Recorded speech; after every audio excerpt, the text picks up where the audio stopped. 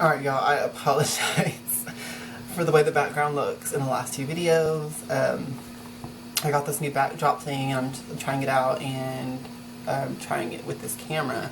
So I'm not like really used to recording with this camera yet, and I'm not used to using the backdrop, so I understand that you see the side of my room and shit on the last two videos and all this, but oh well. That's not important to me. The message that I'm teaching you guys is important. Okay, so this video is Hecate's Dreamtime. What is that, and what does that mean? Okay, so when Hekate first mentioned this to me, Hecate's Dreamtime, she actually mentioned that to me before she ever mentioned about her descent. So, this is just to give you an idea of how she reveals things to me. It's like out of order sometimes, it's like scattered around. She really should have told me about her descent before she got into telling me about the Dreamtime, but she actually mentioned the Dreamtime first, so I have to piece together all of this information and understand what she's really saying. That's what I do that's why I'm an oracle for her, because I'm able to understand and piece together what she's saying before I ever start to communicate it to other people. That's why she chose me as an oracle. Okay, so what is her Dreamtime? When Hekate dies in the underworld, or however I don't really want to say she's dead because she's not dead, but it's more like she gets put into this sleep state, okay, because, I wrote all these notes here, let me explain. Basically, when she's in the underworld for this 3 years, the process of reabsorbing all those souls, it's like a harder process there, okay? It's made like that. That whole realm was created, the whole underworld realm was created as a place to stay separate from Hekate forever. So, she can't just absorb the souls in an instant when she's there. It takes a great effort from her, okay? So, basically, she goes into this deep sleep while she's down there. It's like a death-like sleep, okay? It's like a coma. She's like, she's for all intents and purposes, she's dead for 3 years, y'all. So, in her great power, though, she's still able to communicate with us and stuff. And how does that work? Hecate's Dreamtime. Okay, what is that? When Hekate is asleep in the underworld, understand that Hekate is a witch, okay? She's a witch, so, she's a witch goddess. So when she's in the underworld, she has the ability to astral project. When she's asleep, she can astral project, just like when you're asleep as a witch, you can astral project and stuff. Hekate has that same ability. Where do you think humans got it from? So when she's asleep in the underworld for 3 years, she can astral project her consciousness into, or at least a piece of her consciousness, into this place called the Dreamtime Realms. Okay, this is amazing, y'all. I was like amazed when she taught me this part. Okay, the Dreamtime Realms is it's basically the eternal realms where humans go when we die, okay? It's also where we go when we're asleep. This is so amazing, y'all.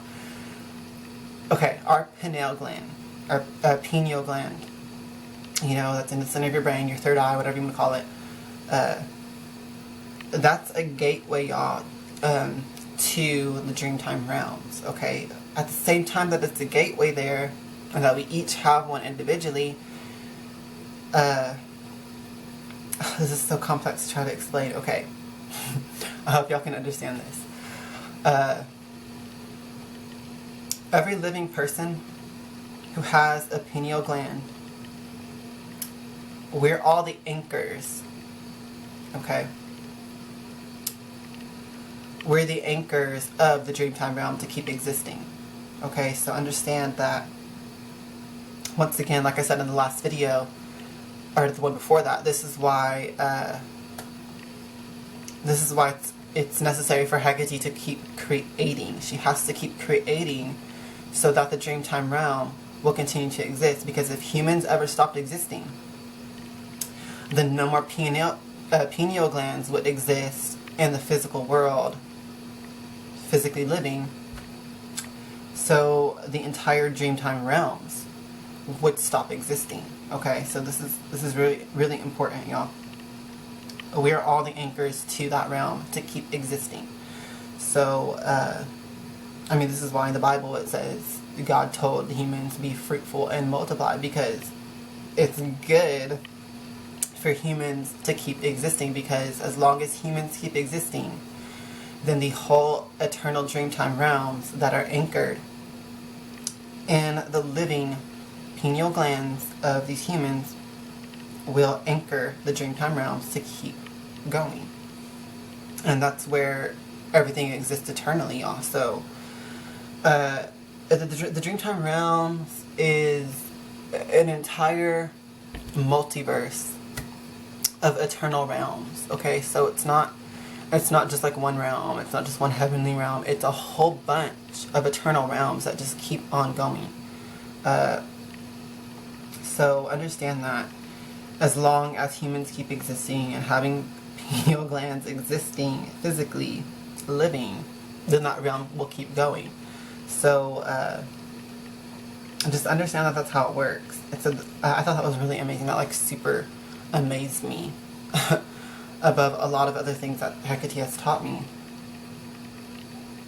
I mean, it's all amazing what she teaches you, but it's amazing on another level when you understand why we even exist physically and why humans keep being born and stuff. It's so that the Dreamtime realms will continue to exist forever.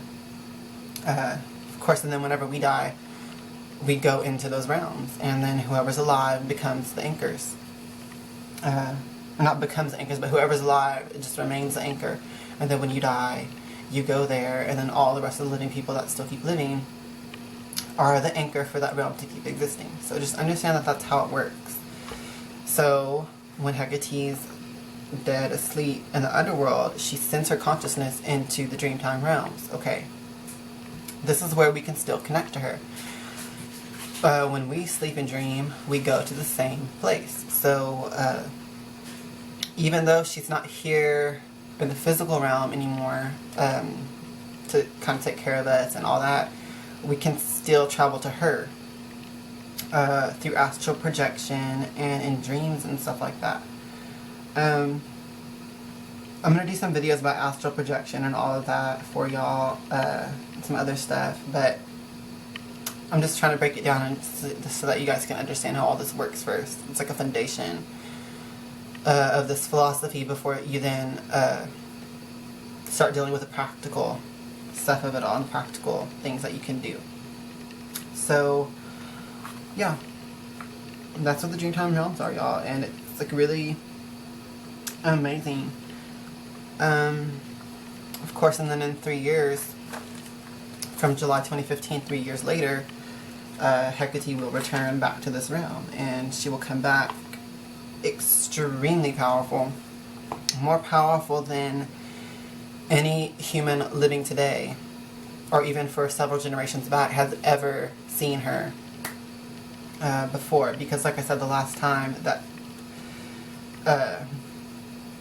she went down to the underworld and came back all revitalized was 2,500 years ago. So no one has seen her that powerful. Over time, she slowly loses power again because she's creating, and a lot of her stuff gets trapped in that realm, and she doesn't get to recycle all of it. I mean, whoever awakens to the light when they're alive gets recycled back to her, but whoever doesn't gets trapped in that realm. So it slowly over time builds up and drains her power and her ability to keep creating, because she reaches a critical point where if she keeps creating, then she'll just destroy herself altogether. As far as her collective conscious over all of the shards of her that exist at once. I mean, she'll only have, in the natural order, she should only have so many shards of her existing compared to how much of her is still whole in the spiritual sense as one consciousness. So I hope y'all understand how that works. Alright, now this is really basically it. I have like a couple minutes left on here, I think. Let me see.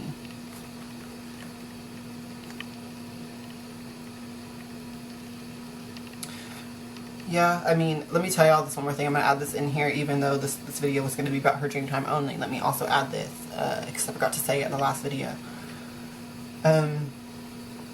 When she's down there in the underworld, as she absorbs more of the trapped souls there, which I still don't fully understand that. I don't know if she absorbs all the souls there, if she only absorbs so many. I don't know that part, because she hasn't told me, and I really don't know. I never just question Hekate, y'all. I would not do that. I mean, she's the supreme, so I don't, I try not to question her in, you know, like an arrogant way. I just obey her and listen to what she says. I feel like that if there's something she wants me to know, she'll tell me, okay? I do ask questions sometimes, but it's only about what she's already told me about. I wouldn't just ask her some other questions that aren't about what she taught me, okay? So just so y'all know that. That's how that works. But basically, what I was going to say is that when she's down there absorbing all these souls and stuff, since we're all a piece of her soul who are alive as well, that basically means that when she's absorbing souls there, we're a part of her, okay? So understand how this works. When she absorbs souls in the underworld, fractions of that energy is dispensed among all living people, okay? So what does this really mean? It means that the life force energy of these souls that are trapped there, that she's reabsorbing, that life force energy, that vitality, is going to flow, fractions of it is going to flow into each living person, okay?